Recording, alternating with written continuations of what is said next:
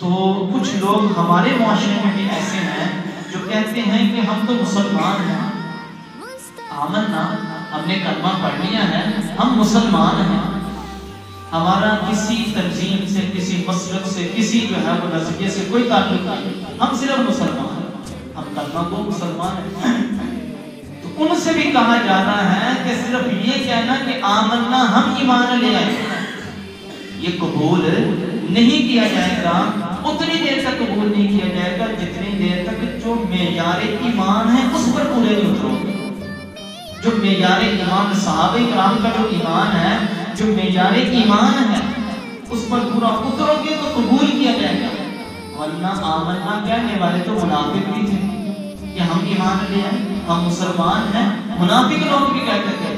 فرمایا ایمان والا ہونا اور اپنے آپ کو مسلمان کہنے والا ہونا یہ اس وقت قبول کیا جائے گا جب صحابہ کرام علیہ رضوان کی طرح تم کلمہ گو بنو گے، مسلمان بنو گے، ان کی طرح نظریہ رکھو گے، تو پھر تمہارا ایمان قبول کر لیا جائے گا۔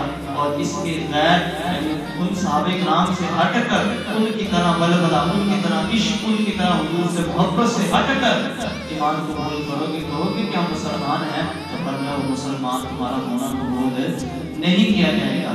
اور ترمذی شریف کی حدیث مبارکہ ہے، حضور رحمت علیہ السلام نے ارشاد فرمایا کہ بنی اسرائیل کے اندر 72 فرقے ہوئے، بنی اسرائیل 72 فرقوں میں بٹ گئے، اور فرمایا کہ ستفرق امتی، ان قریب میری جو امت ہے وہ فرمایا کہ وہ 73 فرقوں میں بٹ گئے، 73 فرقوں میں۔ یا رسول اللہ علیہ السلام آیا وہ 73 فرقے جو ہیں وہ جنت میں جائیں گے؟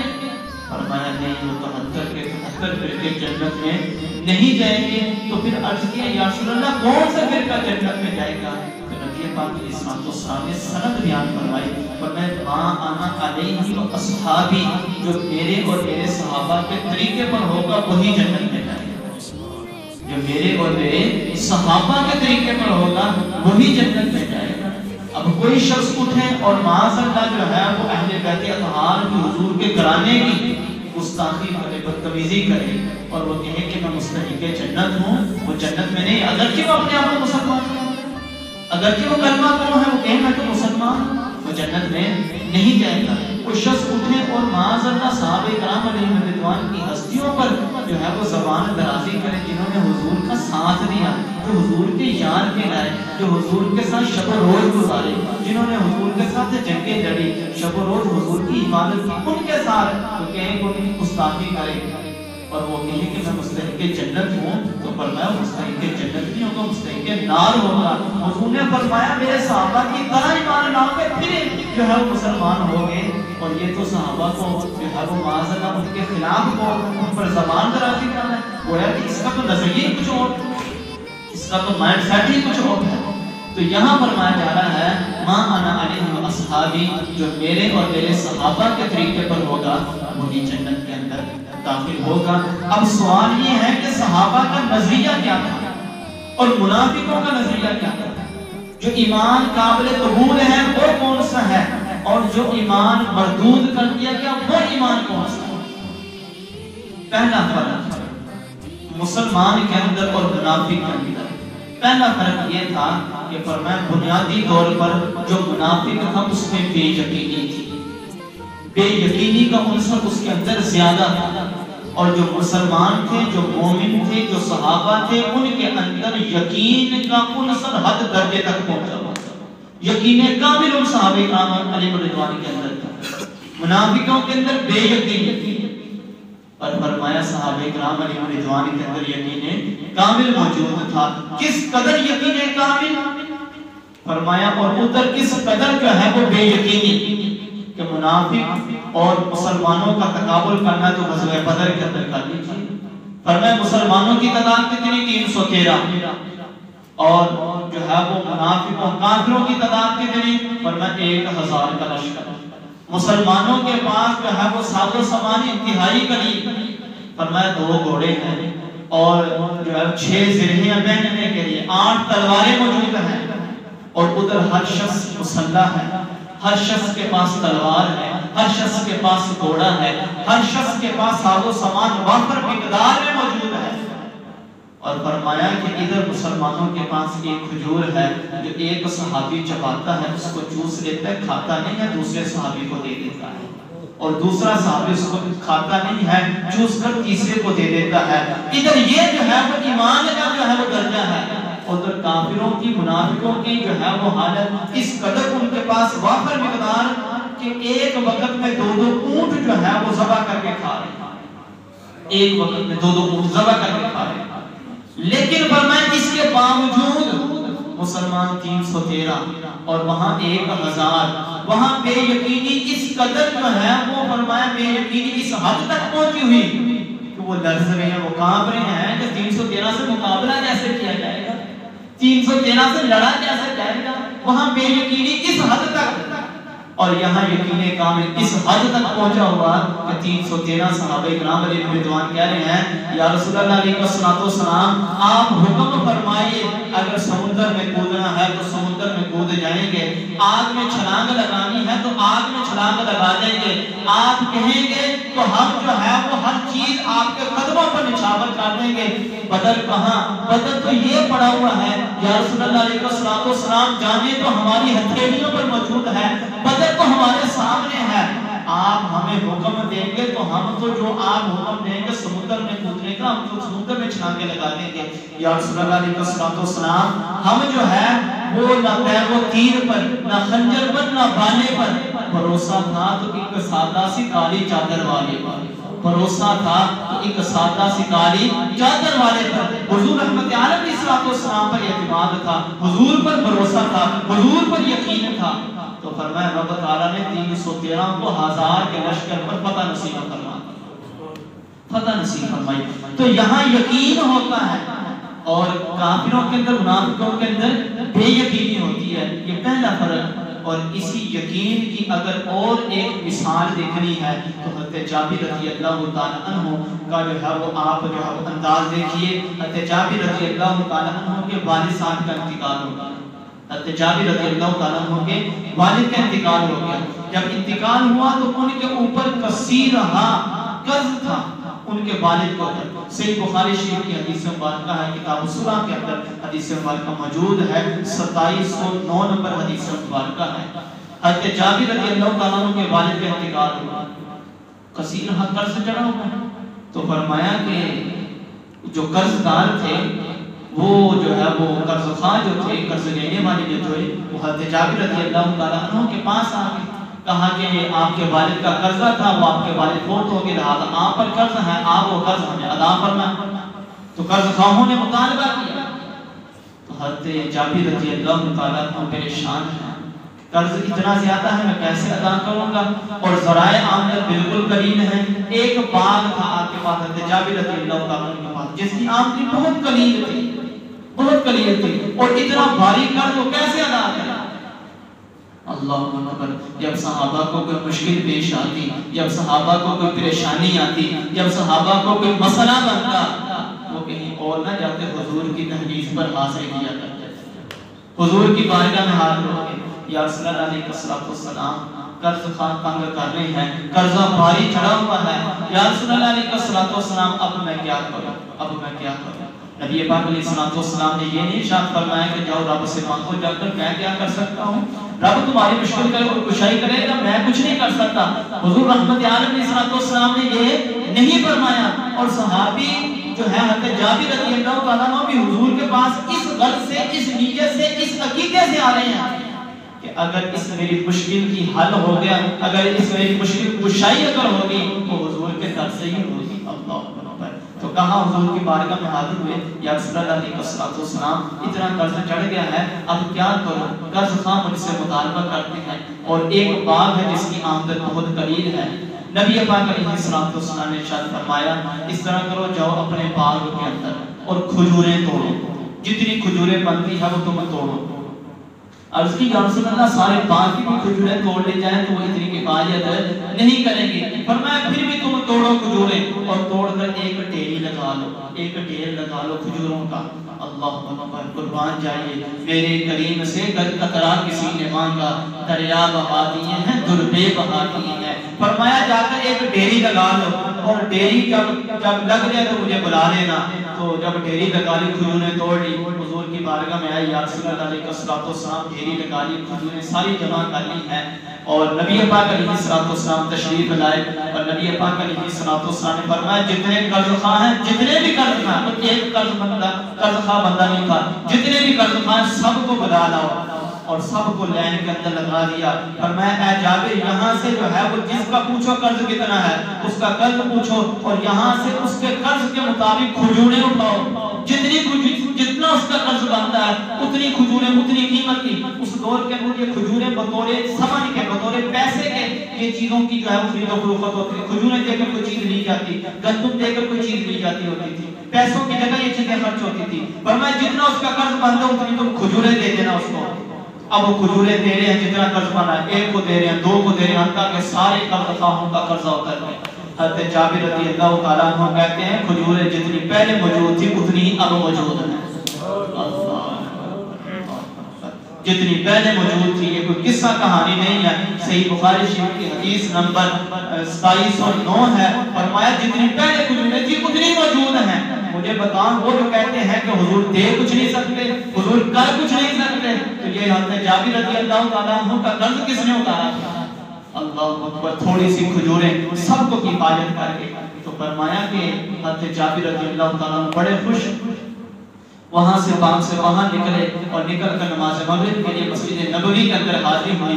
جب مسجد نبوی کے اندر آئے, حضرت ابوبکر صدیق و عمر خطاب رضی اللہ تعالیٰ عنہ سے ملاقات ہوئی. کہاں جابر رضی اللہ تعالیٰ عنہ کہنے لگے کہ ابوبکر صدیق و عمر فاروق اعظم, آج میں بڑا ہی خوش ہوں کہ حضور نے میرا سارے قرضہ اتار دیا ہے, میرے سارے جو میرے والد کو قرضہ چڑھا وہ سارے اتر گیا, بڑے ہی خوش ہوں.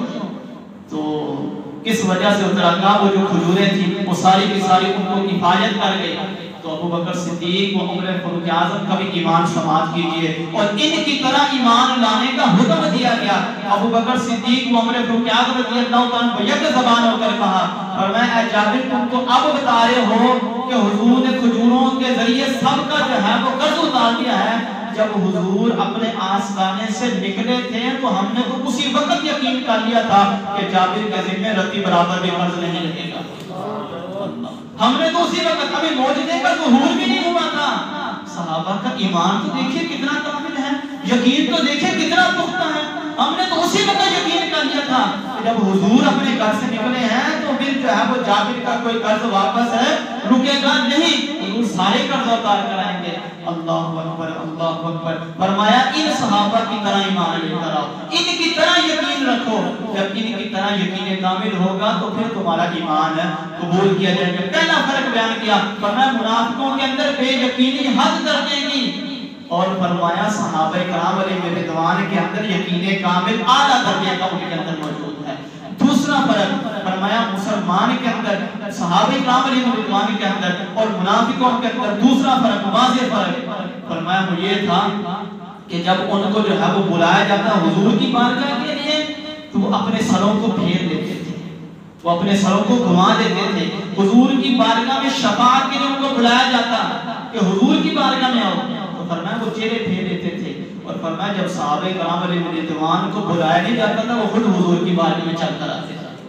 اللہ اکبر. سورہ منافقون جو ہے وہ قرآن پاک میں ایک سورت ہے, پوری ایک سورت ہے سورہ منافقون.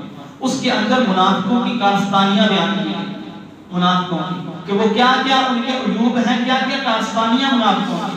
ان کے اندر ایک ان کا عیب یہ بھی بیان کیا گیا, ایک کارستانی ان کی یہ بھی بیان کی گئی, وَإِذَا قِيلَ لَهُمْ تَعَالَوْا يَسْتَغْفِرْ لَكُمْ رَسُولُ اللَّهِ لَوَّوْا رُءُوسَهُمْ وَرَأَيْتَهُمْ يَصُدُّونَ وَهُمْ مُسْتَكْبِرُونَ. فرمایا وَإِذَا قِيلَ لَهُمْ تَعَالَوْا, جب ان منافقوں سے کہا جاتا ہے حضور کی بارگاہ میں آؤ, حضور کے پاس آؤ, جب ان سے کہا جاتا ہے حضور کی بارگاہ میں آؤ, تعالوا, حضور کی بارگاہ میں کس لیے آؤ, کیا کرنے کے لیے آؤ. وہی عقیدہ جو آج 14 صدیوں کے اندر ہمارے سینوں کے اندر بھی موجود ہے. صحابہ کا بھی نظریہ تھا کس لیے آؤ, یستغفر لکم رسول اللہ, کہ حضور تمہاری رب کی بارگاہ میں شفاعت فرمائے, حضور شفاعت فرمائے تمہاری, اس لیے حضور کی بارگاہ میں یستغفر لکم رسول اللہ, رسول تمہاری شفاعت فرمائے. تو منافقوں کا طرز عمل کیا ہوتا تھا؟ آج سے 14 صدیاں پہلے منافقوں کا طرز عمل کیا تھا؟ लब्बु रुऊसहुम, अपने सरों को घुमा लेते थे। लब्बु रुऊसहुम व रअयतहुम यसुद्दून व हुम मुस्तकबिरून, और फरमाया ऐ देखने वाले तो उनको देखेगा वो गुरूर करते हुए, तकब्बुर करते हुए वहां से जो है वो पीठ फेर कर चले जाएंगे। फरमाया हुजूर की बारगाह में वो नहीं आएंगे, ये मुनाफिकों की निशानी। और फरमाया सहाबा की इलामत क्या थी, सहाबा की निशानी क्या थी।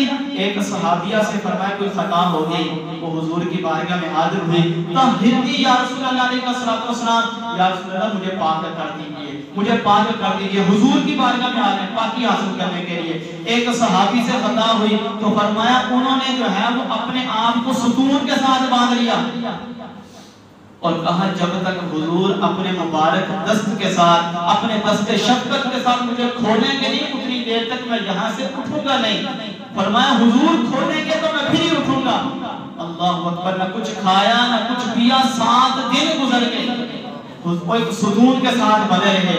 7 दिन के बाद फरमाया हुजूर रहमत आलम अलैहिस्सलाम पर रब ताला ने नाज़िल फरमाई, ऐ महबूब अपने गुलाम को जाकर खोल दीजिए। फरमाया हुजूर तशरीफ लाए और खोला, और फरमाया हुजूर ने फरमाया ऐ मेरे सहाबी, अगर तू पहले दिन ही मेरे पास आ जाता तो 7 दिन यहाँ बदलने की तुझे जरूरत ही न पड़ती।